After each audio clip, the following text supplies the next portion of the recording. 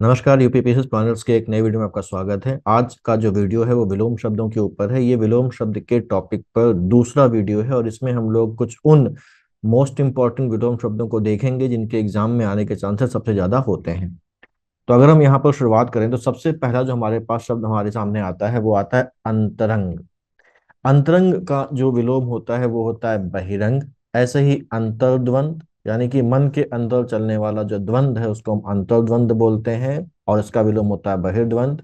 अंतर्मुखी, अंतर्मुखी basically introvert को बोलते हैं और अंतर्मुखी वह व्यक्ति होता है जो अपने आप में ही रहता है, किसी से ना ज्यादा बातचीत करता है ना किसी से ज्यादा इंटरेक्शन करता है, उसको अंतर्मुखी बोलते हैं। और वहीं इसका जो विलोम होता है वो होता है बहिर्मुखी यानी कि इंग्लिश में इसको एक्सट्रोवर्ट बोलते हैं। और अगला शब्द है अंतिम, बहुत आसान है। इसका विलोम होता है प्रथम। अकर्मक का विलोम होता है सकर्मक और वही सकर्मक का विलोम अकर्मक हो जाएगा। ऐसे ही सकाम का विलोम होता है अकाम और अकाम का विलोम सकाम। अकारादि का विलोम होता है अकारांत। अक्षर का विलोम होता है अक्षर। ये सब आपस में एक दूसरे के विलोम है। अग्रज बोलते हैं बड़े भाई को और उसका विलोम होता है छोटा भाई यानी कि अनुज जिसका जन्म बाद में हुआ हो। अग्र जा से बना हुआ यानी कि जिसका जन्म पहले यानी कि अग्र हुआ हो, और अनुज यानी कि जिसका जन्म बाद में हुआ हो। अग जो शब्द है इसका अर्थ होता है पापी या दोषी या दुष्ट व्यक्ति को अग बोलते हैं। और इसका जो विलोम होता है वो होता है निरग यानी कि जो निष्पाप हो या दोष रहित हो। अग का विलोम निरग।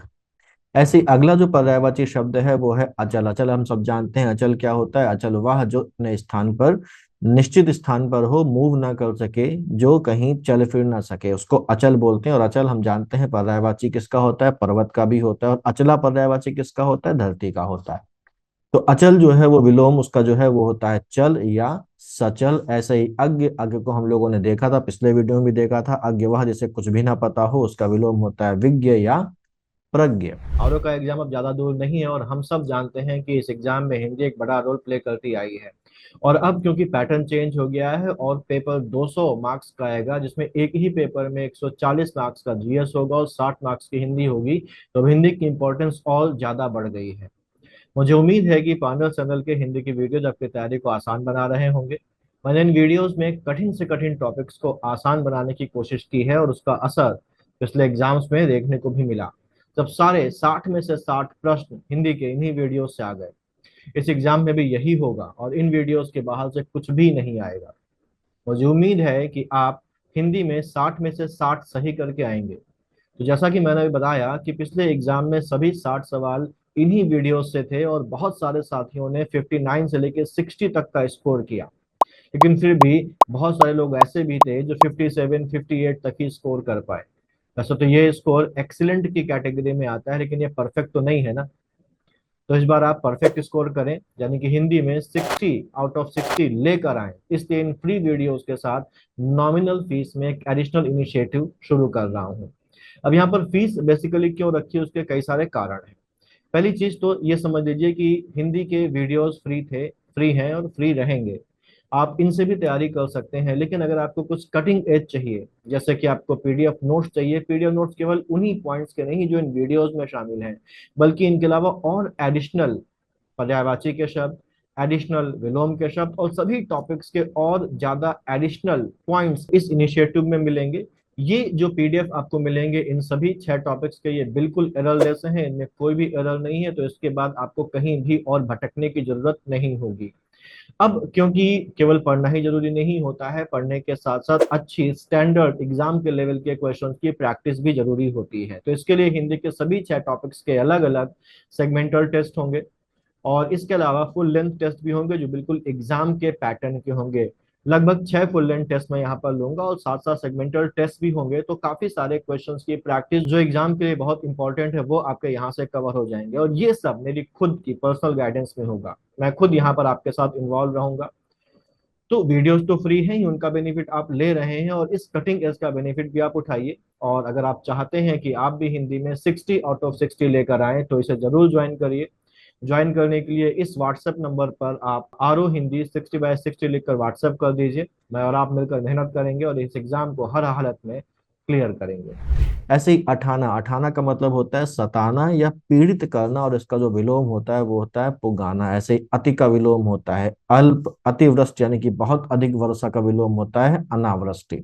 वृष्टि का विलोम भी अनावृष्टि होता है। वृष्टि का मतलब होता है बारिश, और अनावृष्टि का मतलब होता है बारिश का ना होना। तो वृष्टि का विलोम भी अनावृष्टि है, और अतिवृष्टि का विलोम भी अनावृष्टि है। अत की जो विलोम होता है वो इति होता है। अद्यतन मतलब अपडेटेड, इंग्लिश में बोलेंगे उसको, इसका विलोम होता है वो जो अद्यतन ना हो, यानी कि अनद्यतन हो या पुरातन हो या पुराना हो। ऐसे ही अधम जो शब्द है इसका विलोम होता है उत्तम, इसी का विलोम होता है श्रेष्ठ, और इसी का विलोम होता है महान। लेकिन जो सबसे पहले जिसको प्रेफरेंस देंगे वो होता है अधम का उत्तम। अधिकार का विलोम होता है अनधिकार, अधिकृत का विलोम होता है अनधिकृत। नेक्स्ट है अधिष्ठित। अधिष्ठित का मतलब होता है जो कहीं पर ठहरा हुआ हो, या कहीं पर बसा हुआ हो, या कहीं पर स्थापित हो। तो जो भी चीज कहीं पर ठहरी हुई, बसी हुई या स्थापित हुई हुई होती है उसको अधिष्ठित बोला जाता है, और इसका विलोम होता है अनअधिष्ठित।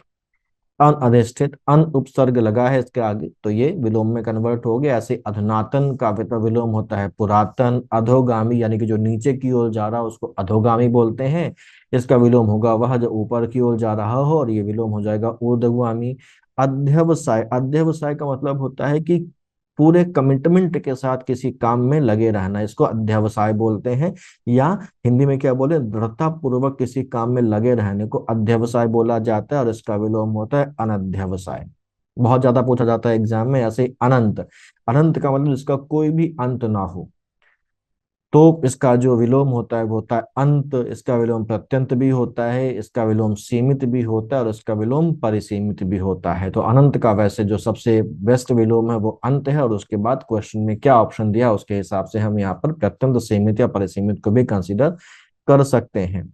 अनभिज्ञ का विलोम होता है भिज्ञ या अभिज्ञ। हम लोगों ने पिछले वीडियो में भी देखा था, भिज्ञ और अभिज्ञ का मतलब समान होता है। वह जिसे कुछ भी पता हो या जिसको जानकारी हो उसको भिज्ञ अभिज्ञ बोलते हैं। भिज्ञ और अभिज्ञ एक दूसरे के विलोम नहीं है, इस बात को ध्यान रखिएगा, ये समानार्थी हैं, और इन दोनों का ही विलोम अनभिज्ञ होता है। अनावृष्टि, अभी हम लोगों ने अतिवृष्टि देखा था तो वही रिपीट होके आ गया है, अनावृष्टि का अतिवृष्टि होगा। आहूत का मतलब होता है बुलाया गया या आमंत्रित किया हुआ। जैसे बुलाया गया हो या आमंत्रित किया गया हो उसको बोलते हैं आहूत। और इसका विलोम क्या होगा, अनाहूत, यानी कि जिसे ना बुलाया गया हो या जिसे आमंत्रित ना किया गया हो। तो अनाहूत जिसका मतलब होता है बिना बुलाया हुआ या बिना आमंत्रित किया हुआ, उसका विलोम हो जाएगा आहूत, यानी कि बुलाया हुआ या आमंत्रित किया हुआ। अनिवार्य का विलोम होता है ऐच्छिक, और इसी का विलोम वैकल्पिक भी होता है। अनुग्रह का विलोम हम लोगों ने देखा था विग्रह होता है। ऐसे अनुनासिक, अनुनासिक होते हैं वे अक्षर या वे स्वर जिनको नाक से बोला जाए, जिसमें जिनको बोलने में नाक का उपयोग भी हुआ हो उसे अनुनासिक बोलते हैं। और वो शब्द जिनको बोलने में या जिनके उच्चारण में नाक का प्रयोग ना हो, जिनको नाक से ना बोला जाए, उनको निरनुनासिक बोलते हैं। तो अनुनासिक और निरनुनासिक। अनुरक्त का मतलब जिसका मन कहीं पर लगा हुआ हो उसको अनुरक्त बोलते हैं, और इसका विलोम होता है विरक्त। और इसी तरीके से अनुरक्ति का होता है विरक्ति, अनुरति का होता है विरति। अनुरक्ति का विरक्ति और अनुरक्ति का विरति होता है। अनुराग का विलोम होता है विराग, और इसी का विलोम होता है द्वेष भी। और अनुरूप मतलब उसके जैसा, इसका विलोम होता है प्रतिरूप। अनुरूप का विलोम होता है प्रतिरूप। विलोम का प्रतिलोम विलोम होता है अनुलोम। विलोम शब्द का विलोम क्या है, अनुलोम है।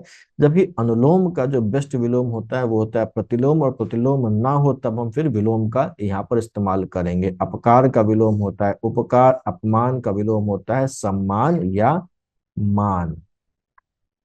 अपराधी का विलोम होता है निरपराध। देखिए निरपराधी नाम का कोई शब्द नहीं होता है, निरपराधी नाम का कोई शब्द नहीं होता है, तो अपराधी का विलोम हो जाएगा निरपराध। अपेक्षा मतलब एक्सपेक्टेशन, इसका विलोम होता है उपेक्षा या अनुपेक्षा। और अभिशाप का विलोम होता है वरदान, और वरदान नहीं है तो फिर आशीर्वाद। अभ्यस्त का विलोम होता है अनभ्यस्त, और अमर का विलोम होता है मर्त्य। ऐसे ही अमावस्या, पूरी अंधेरी रात जब चांद नहीं निकलता है उसको अमावस्या बोलते हैं, और इसका विलोम होता है पूर्णिमा, यानी कि पूर्ण चंद्र की रात। अमृत का विलोम होता है विष। यहाँ पर देखिए अमृत, सुधा और अमीय ये तीनों ही पर्यायवाची हैं, और तीनों का ही मतलब होता है अमृत, और इनका विलोम लेकिन अलग अलग हो जाएगा। जैसे अमृत का विष तो, अमृत का विलोम तो विष है, वहीं सुधा का जो विलोम होगा वो क्या होगा, वो गरल होगा। और अम्य का विलोम होता है हलाहल। वैसे ये जो है ये प्राइमरी इसके विलोम है। अमृत का विष हम लगाएंगे, लेकिन अगर विष नहीं है तो फिर कोई और जो पर्यायवाची होगा वो लगाया जा सकता है, लेकिन पहली प्रेफरेंस अमृत के लिए विष को, सुधा के लिए गरल को और अमी के लिए हलाहल को दी जा सकती है। अब अगर सुधा का विलोम हमको गरल नहीं ऑप्शन में दिया हुआ है, उसकी जगह विष दिया है तो हम विष लगा देंगे। अगर हलाहल दिया है तो वो हलाहल लगा देंगे, लेकिन पहली प्रायोरिटी सुधा के लिए किसकी होगी, गरल की होगी। ऐसी अर्जित के लिए इसका विलोम होता है अनअर्जित। अर्जित का मतलब होता है अर्न किया हुआ, कमाया हुआ, उसको अर्जित बोलते हैं और इसका विलोम हो जाता है अनअर्जित। ऐसे ही अर्थ का जो विलोम होता है वो होता है अनर्थ। बड़ा कॉमन है, अर्थ का अनर्थ कर दिया। अर्पण का जो विलोम होता है वो ग्रहण होता है। अर्पित का विलोम होता है ग्रहित। ठीक है, गृहित। यहाँ पर इसकी जो ये वर्तनी है इस पर आपको ध्यान देना है। अर्वाचीन का विलोम होता है प्राचीन। लभ्य का मतलब होता है जो पाया जा सके, और अलभ्य होता है जो ना पाया जा सके। अल्प का जो बेस्ट विलोम है वो होता है बहु, और बहु नहीं है तो फिर बहुत, अधिक और प्रचुर को भी प्रेफर किया जा सकता है। अल्पज्ञ जिसे बहुत कम ज्ञान हो, जिसको बहुत कम जानकारी हो, वो अल्पज्ञ हो गया, और जिसे अधिक जानकारी वो बहुज्ञ होगा। बहुज्ञ नहीं है तो अल्पज्ञ की जगह सर्वज्ञ का विलोम, सर्वज्ञ को भी विलोम के रूप में प्रयोग किया जा सकता है। अवनत और उन्नत। अवनि का होता है अंबर। अवमूल्यन का मतलब होता है वैल्यू का घटना। किसी भी चीज की वैल्यू के घटने को उसका अवमूल्यन कहते हैं, हम लोगों ने पढ़ा है। मुद्रा का अवमूल्यन यानी कि उसकी वैल्यू में कमी हुई। और अवमूल्यन का मतलब होता है वैल्यू का विलोम जो होगा वो होगा अधिमूल्यन, यानी कि वैल्यू का बढ़ना, मूल्य का अधिक हो जाना। अगला है अवर। अवर का विलोम होता है हमारा प्रवर। अवर का विलोम होता है प्रवर। अवशेष का विलोम होता है निःशेष। शेष का विलोम हम लोगों ने देखा था पिछली बार। शेष का विलोम क्या था, शेष का विलोम था अशेष। और अवशेष का विलोम था निःशेष। अवेक्षा का विलोम होता है अनवेक्षा। असहयोग का विलोम सहयोग। ये आपस में विलोम है। असीम का मतलब होता है जिसकी कोई सीमा ना हो, उसको असीम बोला जाता है। जिसकी कोई भी सीमा ना हो उसको असीम बोला जाता है। और ससीम का मतलब होता है जिसकी सीमा हो। तो बिना सीमा वाला असीम, और जिसकी सीमा हो वो ससीम। असूया, असूया होता है असूया उसको, उस चीज को बोलते हैं जब हम दूसरे के गुणों में भी अवगुण निकालें, दूसरे के गुणों में भी क्या निकालें, दोष निकालें। बहुत से हमारे रिश्तेदार होते हैं जो हमारे गुणों में भी कमियों को ढूंढा करते हैं, तो वो क्या है, वो असूया है। तो जो गुणों में भी दोष निकाले वो असूया होता है। और इसका विलोम क्या होता है, अनसूया होता है। अस्थिर हम जानते ही हैं क्या होता है, उसका विलोम हो गया स्थिर। आकर्षक का विलोम होता है अनाकर्षक भी और विकर्षक भी। ऐसे ही आकर्षण का विलोम होता है अनाकर्षण और विकर्षण। आकलन का विलोम होता है विकलन। ऐसे ही आकाश का विलोम होता है पाताल। आकीर्ण का हम लोगों ने देखा ही था, इसका विलोम होता है विकीर्ण। और विकीर्ण ना हो तो संकीर्ण, इसके बारे में ठीक से बात की थी हम लोगों ने पिछले वीडियो में। आगत का विलोम होता है अनागत, और विगत भी इसी का विलोम होता है। आगमन का विलोम होता है गमन या प्रस्थान। आगामी का विलोम होता है विगत या प्रगामी। आग्रह का विलोम होता है अनाग्रह या दुराग्रह। और आघात का होता है प्रतिघात। आचार का विलोम अनाचार। आच्छादित का मतलब जो छाया हुआ हो उसको आच्छादित बोलते हैं। आकाश में बादल आच्छादित हैं, ठीक। और अनाच्छादित जो छाया हुआ ना हो, आदान, और उसका विलोम हो गया प्रदान। आदिष्ट का विलोम होता है निषिद्ध, ये भी बहुत पूछा जाता है। और ऐसे ही आदृत का विलोम, यानी कि जिसका आदर किया गया हो उसको बोलते हैं आदृत। और आदृत का विलोम होता है अनादृत, निरादृत। और तिरस्कृत भी इसका विलोम हो सकता है। आद्य का विलोम होता है अंत या आद्य। आद्य मतलब शुरुआती, ठीक है। अंत्य मतलब अंतिम, और अद्य मतलब अभी का। तो आद्य का जो बेस्ट विलोम है वो अंत्य है, लेकिन अद्य भी हो सकता है अगर अंत्य ना हो तो। आधुनिक का विलोम होता है प्राचीन। आपत्ति का विलोम होता है अनापत्ति। ऐसे ही आभ्यंतर का विलोम होता है वाय। आभ्यंतर का मतलब अंदर का, अंदरूनी भाग, उसको आभ्यंतर बोलते हैं। और वाय मतलब बाहरी। आमिष और शामिश एक दूसरे के विलोम लगते हैं, लेकिन ये दोनों ही क्या है, समानार्थी हैं। तो आमिष का विलोम सामिश नहीं होता है, सामिश का विलोम आमिष नहीं होता, बल्कि इन दोनों का ही विलोम क्या होता है, निरामिष। आयात का विलोम निर्यात। आरोह का विलोम होता है अवरोह। और आरोहण का विलोम होता है अवरोहण। आलसी जो कोई काम नहीं करता उसका विलोम हो गया कर्मठ या कर्मण्य। आवरण का विलोम होता है अनावरण या निरावरण। आवर्तक का विलोम होता है विवर्तक और अनावर्तक। आवश्यक का हो गया अनावश्यक। आविर्भाव का विलोम होता है तिरोभाव और अवसान भी इसका विलोम माना जाता है। ऐसे ही आविर्भूत का विलोम होता है तिरोभूत। मैंने बताया था आप लोगों को पिछले वीडियो में कि अगर किसी शब्द के अंत में कोई प्रत्यय लगा हुआ है तो उसके विलोम का अंत भी उसी प्रत्यय से होगा। ठीक है ना। तो ऐसे ही आवृत का विलोम अनावृत। आवेशित का विलोम होता है अनावेशित। आश्रित का विलोम होता है अनाश्रित या निराश्रित। और आसक्त का होता है अनासक्त या विरक्त। आस्था का विलोम अनास्था आवाहन। लेकिन कहीं कहीं ये भी लिखा होता है ये शुद्ध वर्तनी है या अशुद्ध वर्तनी है, लेकिन लिखा हुआ होता है तो अगर आ जाए तो दोनों का मतलब एक ही है आवाहन। और इसका विलोम होता है विसर्जन। इहलोक का विलोम होता है परलोक। ईप्सित का अनीप्सित होता है। ईहा का विलोम अनीहा होता है। उक्त का विलोम होता है अनुक्त। उत्कृष्ट का विलोम होता है निकृष्ट। ऐसे ही उत्कर्ष का विलोम होता है अपकर्ष उपकर्ष और पराभव। प्रफर हमेशा अपकर्ष को करेंगे। उत्तर उत्तर अब देखिए इसके ये कई सारे अर्थ होते हैं। उत्तर को अगर हम दिशा के बारे में बात करें तो उत्तर का विलोम दिशा के कंटेक्स्ट में दक्षिण हो जाएगा। और उत्तर का अगर हम जो कंटेक्स्ट है वो आंसर के उसमें लें तो इसका जो विलोम हो जाएगा वो हो जाएगा प्रश्न। ऐसे ही उत्थान का विलोम होता है पतन। ठीक। उत्पत्ति का विलोम होता है विनाश। उदयाचल यानी कि वो दिशा जिस दिशा से या वो पर्वत जिस पर्वत के पीछे से सूर्य उगता है उसको उदयाचल बोलते हैं। और वह पर्वत जिसके पीछे जाके सूर्य डूब जाता है छुप जाता है उसे अस्ताचल बोला जाता है। ऐसे उदात्त का विलोम होता है अनुदात्त। उदार का विलोम होता है कृपण या अनुदार। उद्यमी का विलोम होता है निरुद्यम। ध्यान रखिएगा निरुद्यमी नहीं होगा निरुद्यम होगा। उन्नत का विलोम होता है अवनत। और अनुन्नत उन्मेष का विलोम होता है निमेष। उपकार का अपकार। उपचय का अपचय होता है। उपचार का विलोम अपचार या अनुपचार होता है। नेक्स्ट है उपत्यका। उपत्यका क्या होती है? उपत्यका होती है पर्वत के पास की भूमि जिसको हम इंग्लिश में फुट हिल्स बोलते हैं उसको उपत्यका बोला जाता है। या हम इसको ऐसे बोल रहे पर्वत के ठीक नीचे की भूमि को उपत्यका बोलते हैं। और जिसको हम जियोग्राफी में कॉमन लैंग्वेज में क्या नाम देते हैं? तराई नाम देते हैं। तो तराई को ही उपत्यका बोला जाता है या पर्वत के पास की भूमि होती है। और इसका जो विलोम होता है वो अधित्यका होता है। ये पर्वत के ऊपर की जो समतल मैदान होता है पहाड़ के ऊपर की जो समतल भूमि होती है उसको अधित्यका बोलते हैं। इसको हम ऊंचा पथरीला मैदान भी कह सकते हैं। तो सही जो शब्द है वो अधित्यका है। लेकिन कहीं कहीं कुछ कुछ किताबों में इसकी जो वर्तनी है वो ये दी के रखी गई अधिपत्य का। तो आधिपत्य का जो वर्तनी है वो सही नहीं है। सही वर्तनी अधित्य का है तो उसको ध्यान रखिएगा। ऐसे उपमान का विलोम होता है उपमेय। उपयुक्त का विलोम होता है अनुपयुक्त। उपयोग का मतलब हम सभी जानते हैं इसका विलोम अनुपयोग भी हो सकता है दुरुपयोग भी हो सकता है दुष्प्रयोग भी कहीं कहीं दिया हुआ है। लेकिन उपयोग का जो सही और बेस्ट विलोम है वो अनुपयोग है। दुरुपयोग बेसिकली अगर देखें तो सदुपयोग का शुद्ध विलोम होता है। सदुपयोग का शुद्ध विलोम होता है लेकिन उपयोग के लिए भी इसका इस्तेमाल किया जा सकता है अगर अनुपयोग वहां पर ऑप्शन में नहीं है। ऊपर ही लिखित यानी कि जो ऊपर लिखा हुआ है उसका विलोम होता है निम्नलिखित यानी कि जो नीचे लिखा हुआ है। उपादेय का विलोम होता है अनुपादेय। उपार्जित का विलोम होता है अनुपार्जित। उपेक्षा का अपेक्षा होता है। उर्वर वो भूमि जो बहुत फर्टाइल है उसको उर्वर भूमि बोला जाता है।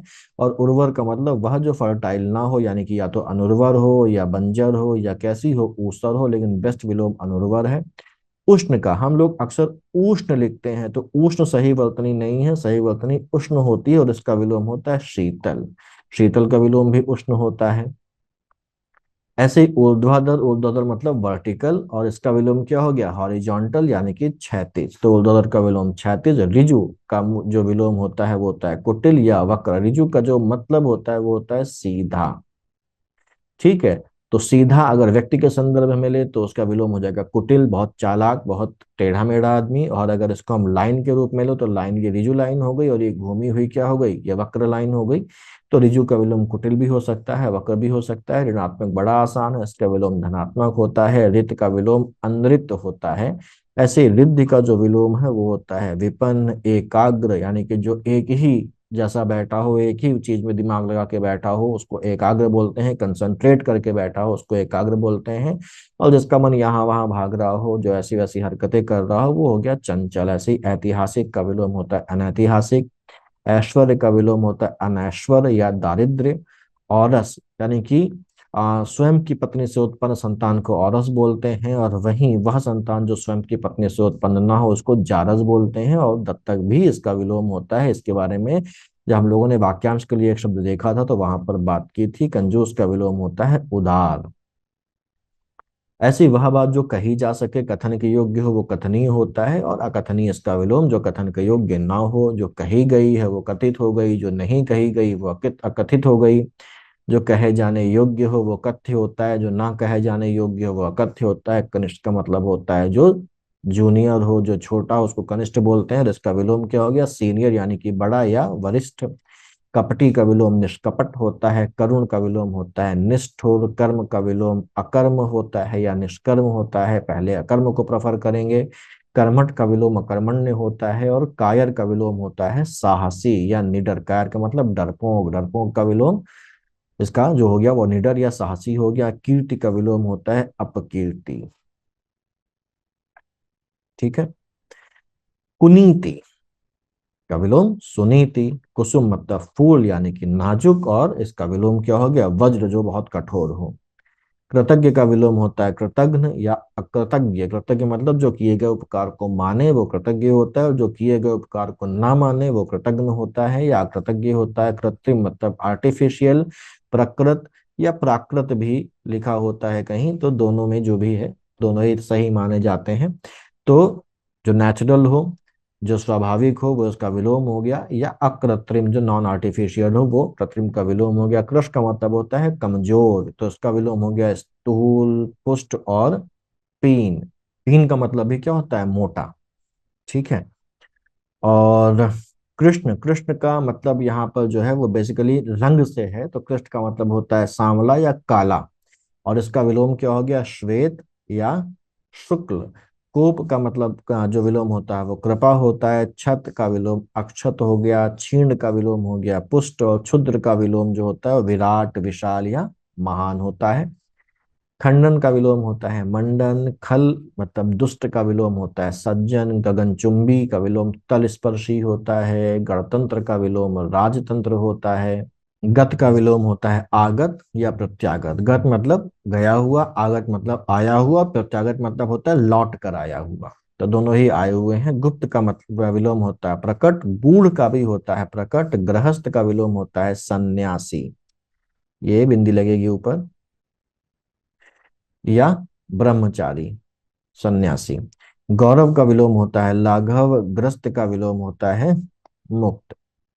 ऐसे ग्राम में का विलोम होता है नगर, और ग्रामीण का विलोम होता है नागर या शहरी। किसी किसी किताब में ग्रामीण का विलोम नागरिक भी दे के रखा गया, लेकिन जो प्रेफर करेंगे वो नागर प्रेफर करेंगे। ग्राह्य यानी इसको ग्रहण किया जा सके, ग्रहण करने योग्य हो वो ग्राह्य होता है। जो त्याग करने योग्य हो वो त्याज्य होता है। घृणा हम सब जानते ही हैं, इसका विलोम होता है स्नेह या प्रेम। चर का विलोम होता है अचर। चातुर्य का विलोम होता है मूर्खता। चिंतन का विलोम होता है अचिंतन। चिरंतन का विलोम होता है नश्वर। चिरंतन मतलब जो चिरकाल तक चले वो चिरंतन होता है। नश्वर जो नष्ट हो जाए वो नश्वर होता है। चेतन का विलोम होता है अचेतन या जड़। तो चेतन का अचेतन भी हो सकता है, जड़ भी हो सकता है, लेकिन जड़ का क्या होगा? जड़ का होगा हमेशा चेतन। च्युत का विलोम होता है संयुत या अच्युत। ऐसे ही छली का विलोम होता है निश्चल। जंगम का विलोम होता है स्थावर। स्थावर का मतलब जो एक स्थान पर स्थित रहे, जो मूव ना करे, जो चल फिर ना सके, उसको स्थावर बोलते हैं। और जो मूव करता रहता है, चलता फिरता रहता है, उसको जंगम बोलते हैं। तो जंगम का स्थावर और स्थावर का जंगम। जागरण का विलोम निद्रा होता है। जागृति का विलोम सुषुप्ति होता है। जागृत का विलोम सुप्त होता है। यहाँ पर ये वर्तनी शुद्धि में भी आता है, तो सही वर्तनी यही है जागृत। ठीक है। ज्ञानी का विलोम होता है ज्ञानी। मूढ़ या मूर्ख। तरुण का मतलब होता है वृद्ध। तामसिक का विलोम होता है सात्विक। तरुण का विलोम वृद्ध और तामसिक का विलोम सात्विक। तीक्ष्ण का विलोम यानी कि जो तेज हो, उसका विलोम क्या होता है कुंद। मतलब जो जिसमें धार कम हो, या जो तेज कम हो, या जो कुंठित हो। तो तीक्ष्ण का विलोम कुंद, मंद और कुंठित। तुलनीय, जिसकी तुलना की जा सके वो तुलनीय, और जिसकी तुलना ना की जा सके वो अतुलनीय होता है। तेजस्वी, जिसमें तेज भरा हो वो तेजस्वी, और जिसमें तेज ना हो वो निस्तेज। त्यागी, जो किसी भी चीज का लोभ ना रखता हो, कुछ भी त्याग करने को तैयार हो, वो त्यागी होता है। और इसका विलोम क्या होता है? लोभी, भोगी या संग्रही, ये तीनों ही इसके विलोम है। दंड का विलोम होता है क्षमा या पुरस्कार। दक्षिण का विलोम होता है वाम या उत्तर। ऐसे ही दयालु का विलोम होता है निर्दय या क्रूर। दयावान का दयाहीन। दरिद्र का विलोम होता है संपन्न, धनाढ्य या धनी। दुख का हम जानते ही हैं, सुख होता है। दुखांत, जिसका अंत दुख वाला हो वो दुखांत, उसका विलोम जिसका अंत सुख वाला हो सुखांत। दुराग्रह का विलोम होता है आग्रह। दुष्ट या दुर्जन का विलोम होता है सज्जन या शिष्ट। दृश्य का विलोम होता है अदृश्य। धार्मिक का अधार्मिक होता है। धैर्य का अधैर्य होता है। ध्रुव, ध्रुव मतलब ध्रुव तारा जो एक ही स्थान पर स्थिर रहता है उसको ध्रुव बोलते हैं। और क्योंकि वो एक स्थान पर स्थिर रहता है तो उसका विलोम क्या हो गया? जो स्थिर ना रहता हो, यानी कि अस्थिर। ध्वंस का विलोम होता है निर्माण। नख का मतलब होता है शिक, विलोम सॉरी शिक होता है। नत का उन्नत होता है। नवीन का विलोम होता है प्राचीन। नश्वर का विलोम होता है शाश्वत या अनश्वर। चिरंतन का हम लोगों ने नश्वर देखा था, नश्वर का शाश्वत अनश्वर होता है। निंदा का मतलब होता है बुराई, इसका विलोम हो गया स्तुति या प्रशंसा।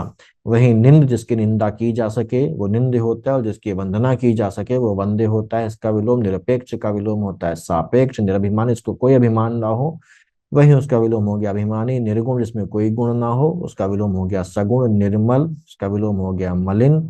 निषिद्ध का विलोम होता है विहित। निष्काम का विलोम होता है सकाम। निष्पाप का विलोम होता है पाप। नीति का विलोम होता है अनीति। ऐसे ही नूतन मतलब नया। नूतन का विलोम होता है पुरातन। नैसर्गिक का विलोम होता है कृत्रिम या अनैसर्गिक। ठीक है, कृत्रिम या अनैसर्गिक होता है। ऐसे ही पक्षपाती या पक्षपात पूर्ण का विलोम होता है निष्पक्ष। परकीय का विलोम होता है स्वकीय। परजाति का विलोम होता है स्वजाति। परमार्थ का विलोम होता है स्वार्थ। परिग्रह का विलोम होता है अपरिग्रह। परिचित का विलोम होता है अपरिचित। परिश्रम का विलोम होता है विश्राम। पाश्चात्य का विलोम होता है पूर्वीय। पौरस्त्य या पौर्वात्य, पाश्चात्य का मतलब जो पश्चिम से संबंधित हो वो पाश्चात्य होता है। ऐसे ही प्रवृत्ति का विलोम होता है निवृत्ति। प्रशंसा का विलोम होता है निंदा। प्रसन्न जो है उसका विलोम हो गया जो प्रसन्न ना हो, खिन्न हो या दुखी हो। ऐसे ही प्रसाद का जो विलोम है वो विषाद है। प्राकृतिक का विलोम अभी कुछ देर पहले देख के आए थे। अब प्राकृतिक होता है कृत्रिम होता है विकृत होता है प्राची बोलते हैं। पूर्व को और प्रतीचि बोलते हैं। पश्चिम को प्राचीन का विलोम नवीन या अर्वाचीन हो गया। बंधन का विलोम होता है मुक्ति या मोक्ष। वैसे ही भाग्य का विलोम होता है अभाग्य या दुर्भाग्य। प्रेफर करेंगे अभाग्य को। दुर्भाग्य अगर देखें तो ये सौभाग्य का उचित विलोम है। नीचे लिखा भी हुआ है दुर्भाग्य और सौभाग्य। भय का विलोम होता है अभय। भयभीत, जो डर से भरा हुआ हो उसका विलोम हो गया जिसमें भय ना हो। निर्भय, अभय, निडर, निर्भीक। निडर की सही जो हम लोगों ने देखा था तत्सम तद्भव में वो क्या था? निर्दर था। खैर, यहाँ पर तो निडर ही लेंगे क्योंकि हम अलग टॉपिक पढ़ रहे हैं। भयाक्रांत, भय शून्य। भयाक्रांत जो भय से डरा हुआ हो वो भयाक्रांत होता है। और इसका विलोम भयशून्य या निर्भय होता है। भावहीन का विलोम होता है भावयुक्त। भावी का विलोम होता है भूत। भावी मतलब जो होने वाला, और भूत जो भूतकाल से संबंधित हो गया हो। भीत भी होता है भयभीत का ही भीत होता है, उसका विलोम निर्भय निर्भय हो गया। भूगोल जो धरती से संबंधित हो, और खगोल जो अंतरिक्ष से संबंधित हो। भूत का विलोम होता है भविष्य या वर्तमान। भोगी का विलोम होता है योगी। भौतिक का विलोम होता है आध्यात्मिक। ऐसे ही महत्तम जो सबसे बड़ा हो। लघुत्तम जो सबसे छोटा हो। महत्ता, इंपॉर्टेंस, लघुता या क्षुद्रता, ये ऊ की मात्रा नीचे नहीं लगेगी। महात्मा का विलोम हो गया दुरात्मा। मान का विलोम हो गया अपमान। मित का विलोम हो गया अमित। मितव्यय अपव्यय, कम खर्च करने वाला, अधिक खर्च करने वाला। मूक का विलोम होता है वाचाल या मुखर। मूकता का विलोम होता है वाचालता। यथार्थ का विलोम होता है कल्पित। यथेष्ट का विलोम होता है कम। यथेष्ट का मतलब होता है जितना चाहिए उतना। जितनी जरूरत हो उतनी चीज उसको यथेष्ट बोलते हैं, और जब उतनी ना मिले तो मतलब कितनी मिली है, कम मिली है। तो इसका जो विलोम हो गया हमारा, वो हो गया कम। ऐसे रथी का विलोम होता है विरथी, राग का विलोम होता है विराग या द्वेष, राजा का विलोम होता है रंक भी और प्रजा भी। रिपु होता है शत्रु और इसका विलोम हो गया मित्र। रोगी का विलोम होता है निरोग, हमको लिखा मिलता है अक्सर निरोग, तो ये अशुद्ध वर्तनी है, सही वर्तनी निरोग होता है। लुप्त का विलोम होता है प्रयक्त या व्यक्त या प्रकट। ऐसे लुभावना का विलोम होता है घिनौना। वरदान का विलोम होता है अभिशाप। वर्तमान का विलोम होता है भूत या निवर्तमान। और वाचाल का मतलब होता है मूक, विलोम सॉरी मूक होता है। वादी का विलोम होता है प्रतिवादी। विकार का विलोम होता है अविकार। विकृत का विलोम होता है अविकृत। विघ्न का विलोम होता है निर्विघ्न। विधि का विलोम होता है निषेध। विनत का विलोम होता है उद्धत। पिछली वीडियो में भी देखा था, विभव का विलोम भी देखा था पिछले वीडियो में, पराभव होता है। विमुख का विलोम होता है सम्मुख या उन्मुख। विमुख जो आपकी तरफ मुंह करके ना बैठा हो उसको विमुख बोलते हैं, और इसका विलोम हो गया सम्मुख या विमुख। विरल का मतलब होता है सघन या डेंस। श्रांत, श्रांत क्या होता है, श्रांत का मतलब होता है थका हुआ। तो वह जो थका हुआ है उसको श्रांत बोला जाता है। और जिसने विश्राम कर लिया हो और विश्राम करके आराम करके अपनी थकावट उतार ली हो उसको विश्रांत बोलते हैं। तो श्रांत मतलब थका हुआ, और दूसरा क्या हो गया विश्रांत। श्रांत का विलोम एक अश्रांत भी होता है, यानी कि जो थका हुआ ना हो। जिसने थकावट उतार ली है वो विश्रांत हो गया, और जो थका हुआ नहीं है वो अश्रांत हो गया। दोनों ही श्रांत के विलोम है। यहाँ पर देखिए श्रांत का श्रांत आ गया। शकुन का विलोम अपशकुन होता है। शयन का विलोम होता है जागरण। शांत का विलोम होता है अशांत, उत्तेजित या उद्विग्न। शांति का जो बेस्ट विलोम है वो अशांति, कहीं कहीं क्रांति भी लिखा मिलता है तो प्रेफर करेंगे अशांति को। शालीन का विलोम धृष्ट या उद्धत होता है। शिष्ट का विलोम अशिष्ट होता है। शुष्क का विलोम हमारा होता है आर्द्र या सरस। तो बेस्ट हम आर्द्र को मानेंगे। सिक्त भी किसी किसी किताब में लिखा हुआ मिलता है, वो मैंने हटा दिया है लेकिन लिखा हुआ मिलता है। शोषक का होता है पोषक या शोषित। श्रद्धा का होता है अश्रद्धा या घृणा। विश्लेषण का विलोम संश्लेषण होता है। विषाद का विलोम हर्ष होता है। विस्तार का विलोम संक्षेप होता है। विस्तृत का होता है संक्षिप्त। विस्मरण का विलोम होता है स्मरण। विहित का होता है अविहित या निषिद्ध। वृष्टि बताया था कुछ देर पहले, अनावृष्टि। वैतनिक, अवैतनिक। वैमनस्य, सौमनस्य। व्यष्टि का विलोम होता है समष्टि। ऐसे श्री गणेश, शुरुआत करना किसी काम का। इतिश्री मतलब समापन करना किसी काम का। श्रेष्ठ का मतलब विलोम होता है निम्न या अधम। श्रोता बोलने वाला, वक्ता सुनने वाला। श्लील, अश्लील। संकल्प का, विकल्प। संगठन का, विघटन। सन्यासी का, गृहस्थ। संश्लेषण का, विश्लेषण। ऐसे ही सत्कार का विलोम होता है तिरस्कार। और सत्याग्रह का विलोम होता है दुराग्रह या मिथ्याग्रह। सदय जिसमें दया हो उसका विलोम जिसमें दया ना हो यानी कि निर्दय। सदाचार, उसका विलोम दुराचार, अनाचार या कदाचार। का में बड़े आ की मात्रा नहीं बल्कि इस तरीके से लिखेंगे कदाचार। सदाशय का विलोम दुराशय या नीचाशय। सद्गुण का विलोम होता है दुर्गुण। सबला का विलोम होता है अबला। सभय भय के साथ, बिना भय के, निर्भय या अभय। सभ्य का विलोम असभ्य भी होता है, बर्बर भी होता है। समर्थन का विलोम विरोध भी होता है, खिलाफत भी होता है। समस्या का विलोम समाधान। समान का विलोम असमान। वैसे समर्थन का जो प्रेफर करेंगे वो विरोध प्रेफर करेंगे। सामायिक जो अभी का हो वो सामायिक, और असामायिक जो अभी का ना हो समसामायिक। असमसामायिक, समीचीन, असमीचीन। सलज्ज का निर्लज्ज। ससीम असीम हम लोग ऑलरेडी देख चुके हैं। सहज ये जो आसान हो, कठिन या असहज हो जाता है। सहयोगी का विलोम प्रतियोगी या विरोधी हो जाता है। सात्विक का विलोम तामसिक है। सापेक्ष का विलोम देख चुके हैं निरपेक्ष है। वैसे ही सापेक्षता का विलोम निरपेक्षता होता है। साहचर्य साथ साथ रहना साहचर्य, और इसका विलोम पृथक्करण या अलगाव होता है। सुख्यात का विलोम कुख्यात होता है। ऐसे ही विख्यात का विलोम प्रख्यात का विलोम, इसका भी विलोम कुख्यात हो सकता है। सुगंध का विलोम होता है दुर्गंध, सुगम का विलोम होता है दुर्गम, सुमति का विलोम होता है कुमति, सुयोग का विलोम होता है कुयोग, सुशील का विलोम होता है दुशील। विसर्ग लगेगा, ध्यान रखिएगा। प्रस्तावना का विलोम उपसंहार, सौभाग्य का विलोम दुर्भाग्य, देख चुके हैं। सौमनस्य का विलोम होता है वैमनस्य। ऐसे ही सौम्य का विलोम होता है असौम्य या उग्र, स्थूल यानी कि मोटा इसका विलोम होता है या बड़ा इसका विलोम होता है सूक्ष्म, तन्वी या दुर्बल। स्निग्ध का विलोम होता है रुक्ष या अस्निग्ध। रुक्ष का मतलब हम लोग ने देखा था, रुक्ष का मतलब होता है हमारा खुरदुरा, तो वहीं स्निग्ध का मतलब चिकना होता है। स्पर्श जिसे छुआ जा सके और अस्पर्श जिसे छुआ ना जा सके। स्प्रह, निष्प्रह, स्वजाति का होता है विजाति, स्वर्गीय का नारकीय। निष्प्रह ऐसे भी लिखा जाता है और विसर्ग के साथ भी लिखा जाता है, तो दोनों ही सही है। अल्पायु का विलोम दीर्घायु होता है, वहीं स्वल्पायु का विलोम होता है चिरायु, और स्वाधीनता का विलोम होता है पराधीनता। हित का अहित होता है और अनहित भी होता है। हेय का प्रेय होता है, उपादेय भी होता है। ह्रस्व हम लोगों ने देखा था, इसका मतलब होता है छोटा, इसका विलोम होता है दीर्घ। ह्रास का विलोम होता है वृद्धि। और एक शब्द और देख लीजिए, स्तब्ध। स्तब्ध का विलोम होता है अस्तब्ध।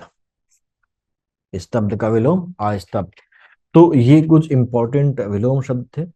अब एग्जाम में बहुत ज़्यादा समय नहीं बचा है, अच्छी तरीके से रिवाइज करते रहिए। और हिंदी ये बिल्कुल कंप्लीट हो चुकी है और आप लोगों ने अच्छे तरीके से तैयार भी किया होगा, और मुझे उम्मीद है कि इसका रिजल्ट आपको देखने को मिलेगा। और मैं ये मानता हूँ कि आप सभी अच्छा परफॉर्म करके आएंगे। और 60 में से 60 अगर नहीं भी कोई कर पाता है किसी वजह से, तो 55 से नीचे तो आप में से कोई भी लेके नहीं आएगा। तो मेरी यही कामना है कि आप अच्छा परफॉर्म करें, अच्छे से एग्जाम को क्लियर कर लें, उसके बाद मेंस की तैयारी अच्छे से करें और जल्दी ही ये जो नौकरी है ये आप पाएं। तो इसी के साथ इस वीडियो खत्म करते हैं, मिलते हैं अगले वीडियो में। तब तक के लिए keep studying, all the best.